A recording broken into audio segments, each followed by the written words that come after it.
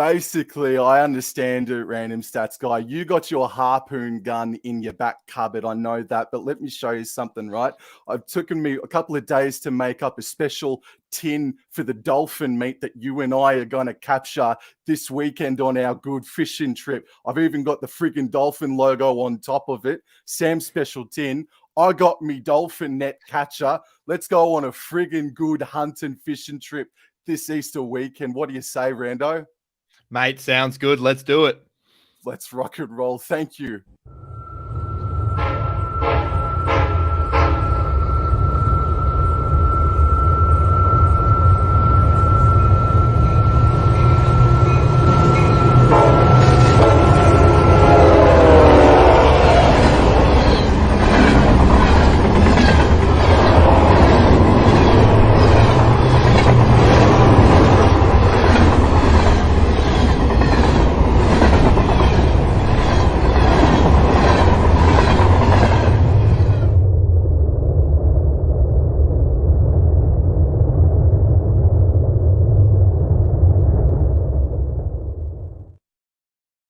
Howdy everyone, it's Sam. Welcome back to the Wobble Enjoy Sports channel. If you're new around here, hope I can get you to consider liking the content and subscribing to the channel. And if you are a regular around these here parts, thank you very much for the continuous support. And this is an episode of Riding the River where only the most hardcore sports fans can jump online and wobble their jaw about their sports team or the upcoming code that's coming up this weekend. I can think of no other more reliable, badass content creator to be joined by, especially the fact that he's wearing that jersey as well. It's Random Stats Guy. I am so humbled and so grateful and very lucky to have you join me this evening on your very busy schedule. How the hell are you? And thank you once again, Rando. Hey, mate. Thanks for having me on to the podcast. Love the little invitation here. Saw some of your content. Absolutely money. Mate, sometimes I'm in stitches watching it. It's unbelievable. But thanks for having me on. Really keen. I mean, bit disappointed after yesterday's result, but we go again against the Finns, and I've got a good feeling we've got a good chance against them. Absolutely. Now, just quickly, I do want to just say hello to everybody that's just starting to drift on in. Tipping the Cowboys, Master J98 says. So come on, the Cowboys. That's a bloody good start. Now, just quickly, I am an NFL supporter as well. So I'm going to stitch you up a little bit here, Rando. But I've got to ask you, how the hell was it to be at one of the all-time Super Bowl matches only, a month or two ago now, man? Yeah, mate, it was an unbelievable trip with the family. Honestly, I'm going to be really, you're going to hate me, but I'm not a big NFL guy. So the only person I knew on the field was Pat Mahomes, but I loved it anyway. It was a great experience. One of the best games as well to have them come back the way they did. High scoring. Arizona, a great place to be as well. So yeah, it was probably one of the best experiences. Really do recommend if you're a big NFL fan, you got to go to a Super Bowl. Unbelievable what they do around. Wish they could emulate that in the NRL. Oh, absolutely, absolutely. Now, before I get everybody getting out of the door because I'm talking about NFL just quickly, I'll get back to rugby league immediately. Rando, how and why North Queensland, mate? Mate, it's a really interesting question because I am born and raised Sydney. So I definitely copped that question a lot. It was one of my first teams I ever watched play. I think it goes back to 2004 in that qualifying final against the Dogs. We were just killing it. And I just really, one, liked their jersey, and two, their style of play. Matty Singh was flying up above everyone. Matty Bowen was electric. It was really good. And most importantly, it was pre-JT days as well. So, yeah, I just have fallen in love with their team. The way they play footy was just really exciting to me. Really enjoyed watching them week in, week out. So, yeah, that's definitely how I found myself in a Cowboys jersey and been a Cowboys fan since. Was it Matty Bowen for you that sort of lit you up, or was it Matt Singh? Or for me personally, back in those days, it was big Shane Oak Tree Tronk that really made me fall in love with North Queensland, really. I really idolized that bloke back in the day. Yeah, absolutely. I thought their spine was incredible at the time. You had Aaron Payne there, Brett Furman, some really decent players, and then Matty Bowen at fullback just doing his thing. I've got the 2004 highlights DVD that I watch on repeat each year to get me hyped up for the season. I love it. I love watching them back in the day, and Matty Bowen in this era would have been unbelievable. With this new rule changes and stuff, he would have been something else. Oh, imagine 6 again being called and then Matt Bowen's got the pill. He'd Yeah, be scoring a try before you even freaking blinked, wouldn't he? Like fair literally. dinkum. Literally, bro. Did you ever get a chance to get up to the old Dairy Farmers Stadium as well when that was about? Yeah, absolutely. I made the trip with Oh, dad. It was actually it's a terrible game. It was the first round of 2012, I believe, and we lost 28-2 to the Titans. So we didn't even score a try. And I was there for that one. So went all that way from Sydney, which is about a 4-hour flight. And then it was like half an hour, 45 minutes out of Townsville as well. I didn't even yeah. know that at the time. I thought it was in the city and then realized we're on a bus to the middle of nowhere. But such a good stadium. And like you see the sunset in the background. Oh, beautiful from the stands. Oh, But yeah. unfortunately, I never got a good game up there. In fact, I went up for the first game in 2020 at the new stadium, and they still lost there too. So I haven't really seen them win in Townsville just yet, but hopefully they'll get up soon. Oh, wow. Stay away. So, one trip up for the Golden Point extra time loss against the West Tigers back in 2019. So, yeah, that was my one, man. So, this week, Rando? Sorry, mate. I was just jumping in and out there. Have I That's still all got you? right. Am I coming? Yeah, yeah. Am I coming into you now, man? Yeah, you're good now. You're good now. No, all right, sweet. So apologies for that. But no, so yeah, I went up in 2019 and I got a bad loss as well, bro. So let's get into this weekend's fixture. The Cowboys and the Dolphins meeting for the first time ever, Rando, on a Good Friday, no less, bro. This is a massive win for both the Cowboys and the Dolphins to get this night, isn't it? Yeah, absolutely. I think it's going to be a really big game between these two teams. Good Friday clash as well. How good's that? Queensland derby on a Good Friday to match that Bulldogs Rabbitohs rivalry. So hopefully it becomes a permanent fixture, but such a big game for both teams. The Dolphins now, they've lost their last two. The Cowboys are 2-3, sorry, which they were at the same point last season. So I'm not too worried just Yeah. yet.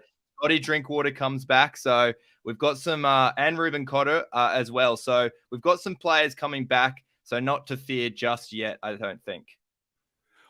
So if you, can you hear me? Have you Yeah, got me? yeah, I've got you. I've got you. Do you All have right, me? sweet as. Yeah, yeah, I got you. I'm announced, but we're doing this before the team lists have been announced. So my 17 for who I think will take the paddock this weekend. I think I'm hoping that it's going to be along the same wavelength as you. But we'll start with the Dolphins first, Rando. So I've got myself Cody Nikarima in at 5'8" with Isaiah Katoa in the halfback position. Is that the same wavelength you're going about? Yeah, absolutely. I don't really see too many players really changing up from that side. I mean, I think you just got to play safe against the Cowboys. You're coming up against Dearden and Townsend, a premiership winning half in Townsend and an origin player in Dearden. So, yeah, you got to have your best players on there. And Nikarima, I reckon he can do the job there with Katoa. Put him in half. Katoa usually runs that right side anyway. So, don't think it'll be too much of a difference for him. But, yeah, they really are missing Sean O'Sullivan. I didn't think they'd miss him that much to get pumped by the Dragons last weekend. Yeah, yeah, absolutely. I thought they would also they missed Jeremy Marshall King as well. I thought he had an explosive first two rounds of the season, much like yourself, I think. And I wouldn't change him to be the 5'8" or a makeshift halfback to partner the inexperienced Katoa. So you'd keep Jeremy Marshall King obviously in there. And how have you made of Jeremy Marshall King's past 12 months really? Because I think back in 2021, I think there are a couple of people that doubted him, and even I thought, well, come on, Jeremy Marshall King, come on. But last year and now to start this season, Jeremy Marshall King has gone to another level, man. Yeah, absolutely. And it started last year at the very start of the season. He came out and said, I want to be a top 5 hooker. And he got absolutely smashed from it on social media. Obviously, at the time, the Dogs were doing pretty woefully. But he really made a statement. He was one of their best last year. And ever since coming to the Dolphins, he's been doing the exact same thing, and he's been one of their best players and one of their key players as well. So him back in the lineup as well. He was there last weekend, didn't get too much of an opportunity, but once again, he's just coming back to new halves, which is always tough for any hooker. Just ask Appy Coruscant right now. Oh, yes, indeed, mate. Yes. Well, what about some of the key weekend for me? And that clear standout is Drinkwater versus Hamiso Tabuai-Fidow. Yeah, it is the biggest matchup of the round, and I think it's really juicy because Hammer obviously getting pushed out of the club to go to the Dolphins to get a starting spot with Scott Drinkwater. He's been there the whole time now. What Scott does provide to the Cowboys that Hammer doesn't is that he's got awesome try assists. He's got that vision. He can be that extra element as well as scoring tries, where the Hammer is more that entertainment factor. A bit like Matty Bowen, but just without that try assist and that vision. But hopefully he comes good. But man, he's been amazing for the Dolphins. 6 tries in 5 games. You also got Drinky, who scored 2 tries in his last 2 as well. So he's been scoring tries when he's on the field. It'll be a really tight battle between these two. And I think Hammer will definitely be up for it back at his old stomping ground. Oh, absolutely. He's probably the other guy that I'm fearing. But the other guy as well to that, can't forget about Wayne Bennett. So if you pardon me, Rando, I've gone in since 2015, including the regular season. Wayne Bennett has got a 9 record against the North Queensland Cowboys, and he's got a 4 win on the trot against us as well. That goes back to 2018. The last time the Cowboys beat a Wayne Bennett coach side was that 34-30 Brisbane Broncos in 18. Record for Wayne over the Cowboys, man. Wayne Bennett. If it's not Andrew Webster, would you say Wayne Bennett would be up for Coach of the Year? Yeah, absolutely. I think that, well, regardless on where the Dolphins land from now on, that start of the season when they had all their players, he's done a really good job here. I thought he did an even better job with the Broncos. That's why I thought the Dolphins were going to win last weekend, but they definitely got pulled back a notch. Probably the loss they needed to have, a real eye-awakener there. But he's been amazing. And Andrew Webster, I think he had the cattle beforehand. He had that chemistry where Wayne Bennett's just brought in and players from all over the joint, really. And none of them are special in any regard. I mean, you got a few old timers who have played rep footy, but they're at the end of their careers. He's done really well to pull them together. At the moment, Wayne's probably just got it above. We'll see how it all goes. But Andrew Webster for the Wires has been, well, you just saw it last weekend as a prime example of what they've become, because every other Warriors team would let another 50 points be poured on them. Don't even get me started about talking about that upset victory yesterday, because I think you and I could be here for another half an hour, man. That was one of the greatest wins I've seen in a really long time. But the other matchup that I'm really looking forward to for the first time ever, I reckon straight off the top of the dome, Tom Gilbert at lock versus Jason Taumalolo at lock. I cannot wait to see those two monsters get stuck into each other this Friday night. How good's Tom Gilbert been for the Dolphins? It feels like he's played for the Dolphins all his life, and it means something to him when he puts on that jersey. He plays at 100%. Mate, Smokey, I know you got Paddy Carrigan and got all these players who could possibly play lock for Queensland, but he's definitely in the Queensland side somewhere. He's been unbelievable. I think over Jason Taumalolo. Jason's really picked up his game as well. Post-contact meters are back up at that top level that we used to see for the Cowboys. He's trying his heart out, so far out. It's going to be a fiery battle in the middle. I don't want to have any bit about it. With Ruben Cotter back in there up against Jesse Bromwich. Yes. Oh, mate, sparks are going to fly in the middle for sure. Yeah. Oh, yeah. So question then without notice, Hamiso Tabuai-Fidow or Tom Gilbert, who do you think has been the bigger loss, or do you reckon we've covered for it beautifully?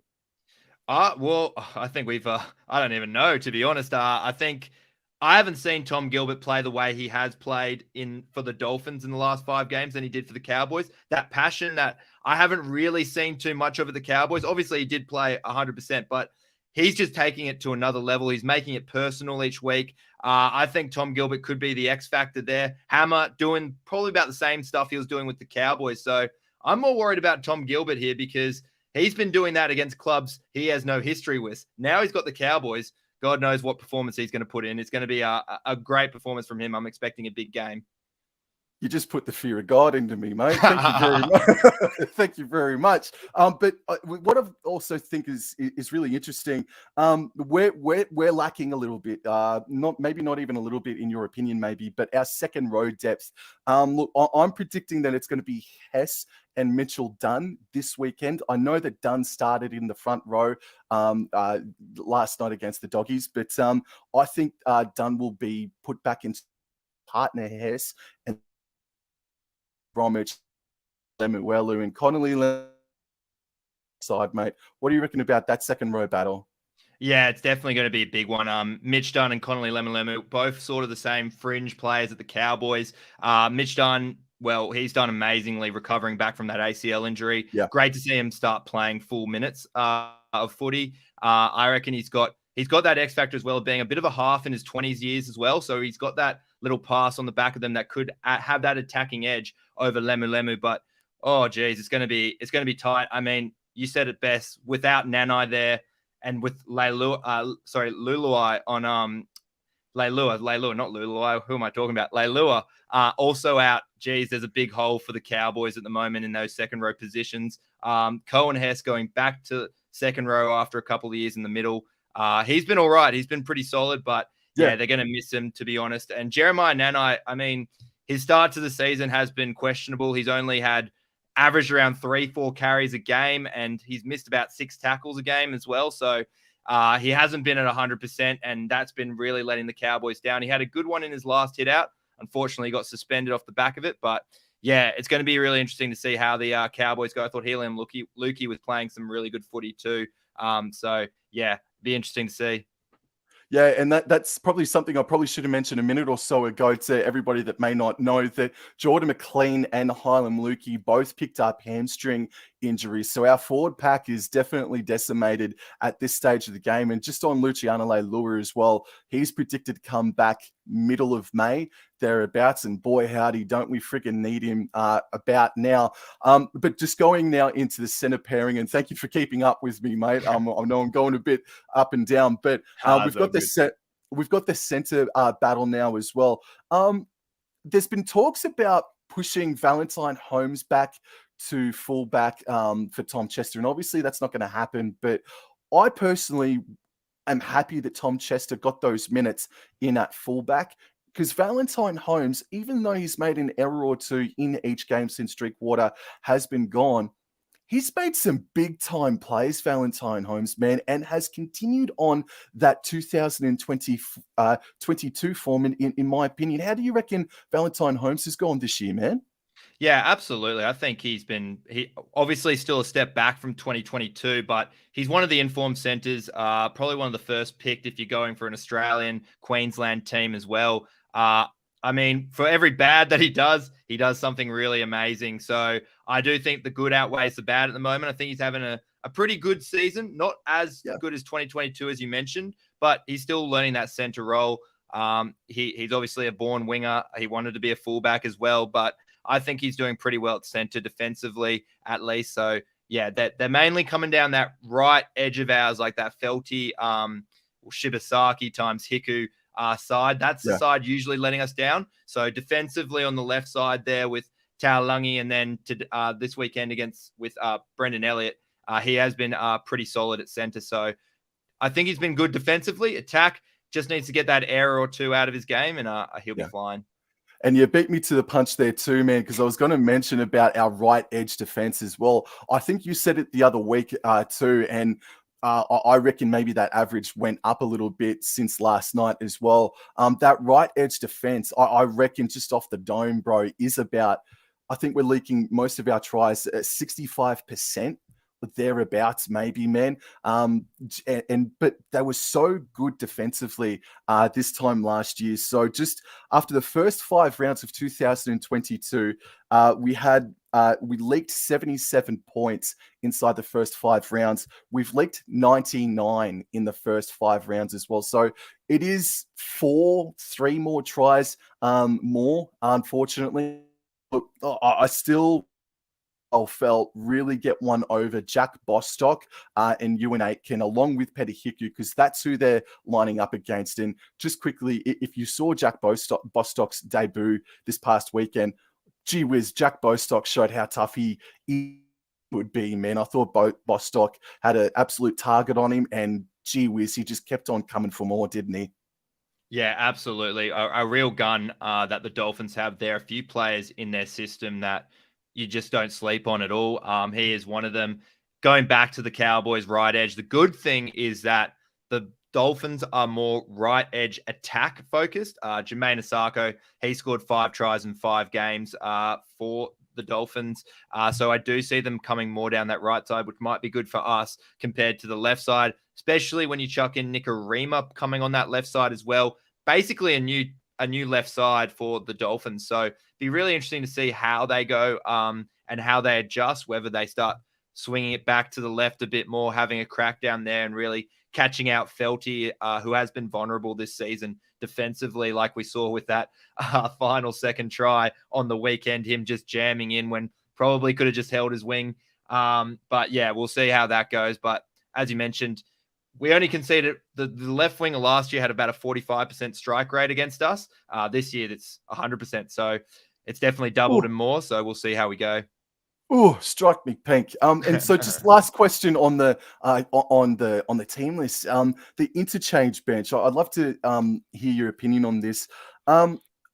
Look, man, there is a spot there to have, in my opinion, maybe a zippy utility one more. I know we've got Jake Granville, but after Tom Chester's performances over the past 2 weeks, it's kind of hard and harsh. And I know rugby league's brutal, but to leave Tom Chester out after what he's done over the past 3 weeks or so, I would go Granville, Tom Chester, Jermaine Tornua-Brown, and Riley Price on the bench, because you've got Wallace, Mark Nichols, Ray Stone, and Mason Teague. And while Mason Teague's got some youth in the legs and Ray Stone is a little bit smaller, still a big lad and hard-hitting bloke. I reckon if we had Tom Chester come on along with Jake Granville, I reckon maybe we could run rings around them, especially the fact that Cotter and Drinkwater are back in the side this weekend. How would you do your interchange?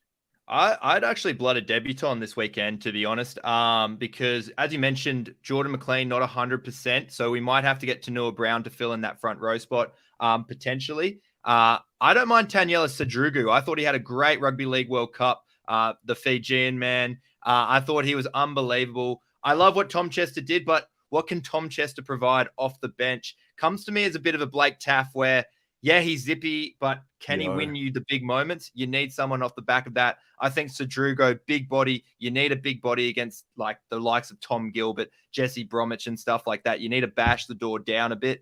So I think this is the perfect time for Sadrugo to get his moment. He's been listed on the reserves each week. I reckon it's his time. Mate, I did that for a reason, because I've been calling for Sadrugo all season long. We all saw what he did for Fiji.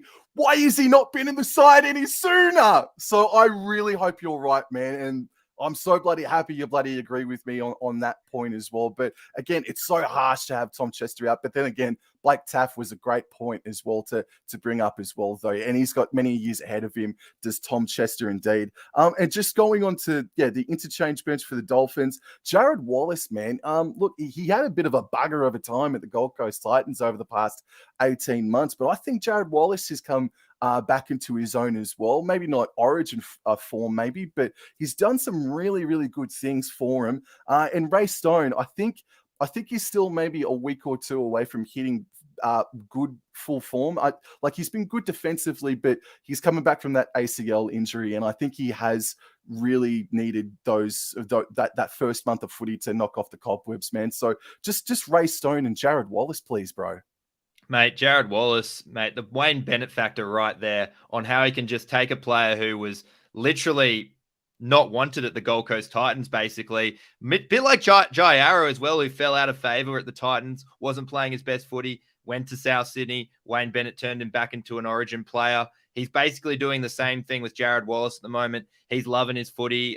You know the confidence of him when he comes out saying he's playing the number 7 this weekend, and that he's going to throw a few cutout passes and kick it behind. So, yeah, I think Jared Wallace's confidence, that's just off the back of Wayne Bennett being his coach and just having that freedom and confidence to come back out in the media and start speaking, because he'd never say that sort of stuff at the Titans. As in terms of Ray Stone, yeah, we haven't seen his potential yet. I see him as a big Jermaine Hopgood sort of player that, doesn't do anything fancy, but he just gets the job done. The meters, the offloads, but most importantly, he makes his tackles count. Haven't seen that yet from him, but as you said, it's tough coming back from an ACL injury. You just really want to take it steady because you're just not too sure if you're going to do it again, because it's a long, long recovery time. Oh, definitely. Absolutely. Well, let's get into our tips and anytime try scorers, if you don't mind. So on tab.com.au, the Cowboys are $1.36 favorites. The Dolphins are $3.20 outsiders, man. I reckon that's a little bit big on the Dolphins, but look, in 3 of the 5 matches that the Dolphins have played, they have leaked the first try. And with Scott Drinkwater back, I can see him not scoring the first try, but having a try assist to Kyle Felt. I can foresee Good Friday night football, massive fixture. That's not to be understated. It's a huge win for both these clubs.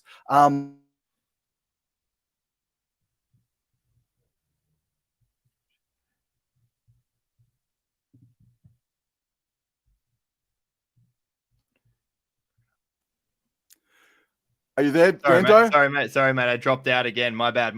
No worries. I've got Kyle Felt as an anytime try scorer, and I'm actually going to say that unfortunately, Hamiso Tabuai-Fidow is going to score another try in here. Sorry, dude. Yeah, sorry, mate. Sorry. Yeah. Sorry. This is the internet woes that I have to go through every time around that 20-minute mark of anything.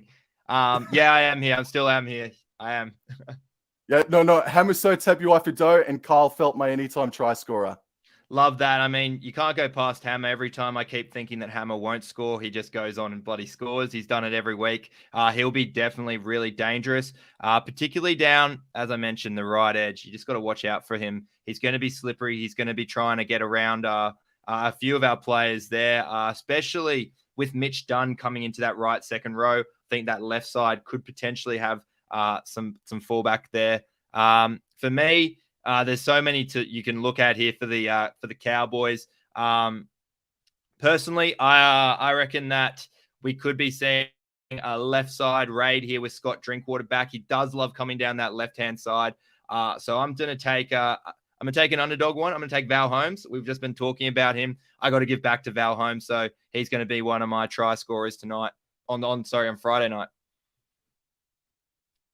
Oh, shit.